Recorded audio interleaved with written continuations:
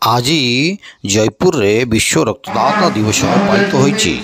ଏହି ରକ୍ତଦାତା ଦିବସ ଅବସରରେ ଏକ ବିଶାଳ ରାଲି ରଘୁନାଥ ମନ୍ଦିର ପାଖରୁ ବାହାରି ଜୟପୁର ମୁଖ୍ୟ ଟ୍ରାଫିକ୍ ଛକ ଯାଏଁ ଆସି ପହଞ୍ଚିଥିଲା। ଏହି ରାଲିରେ ବିଭିନ୍ନ ସ୍ୱେଚ୍ଛାସେବୀ ସଂଗଠନର ନର୍ସିଂ ଛାତ୍ରୀମାନେ ବାହାରି ରକ୍ତଦାନ ମହତ୍ କାର୍ଯ୍ୟ ବୋଲି ନାରା ଦେଇ ଜୟପୁର ମୁଖ୍ୟ ଚିକିତ୍ସାଳୟରେ ପହଞ୍ଚିଥିଲେ। ସେଠାରେ ଏକ ସଭାଗୃହରେ ଏହା ଉପରେ ରକ୍ତଦାନ ମହତ୍ କାର୍ଯ୍ୟର ବିଭିନ୍ନ ବିଷୟରେ ଆଲୋଚନା କରିଥିଲେ।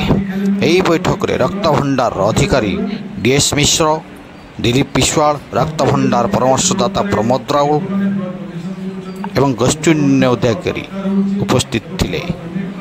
କ୍ୟାମେରାମ୍ୟାନ୍ ମନୋରଞ୍ଜନ ଗୌଡ଼ଙ୍କ ସହ ପ୍ରଫୁଲ୍ଲ କୁମାର ରାୟ, ରିପୋର୍ଟର ONI ନ୍ୟୁଜ୍।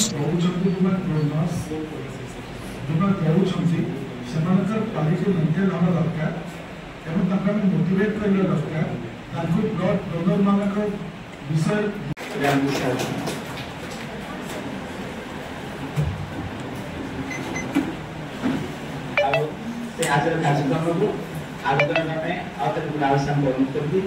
ତା ସହିତ ଆଜିକା ଆଉ ଜଣେ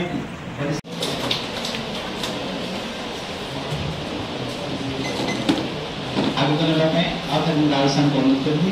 ସେ କାର୍ଯ୍ୟକ୍ରମକୁ ଆଗକୁ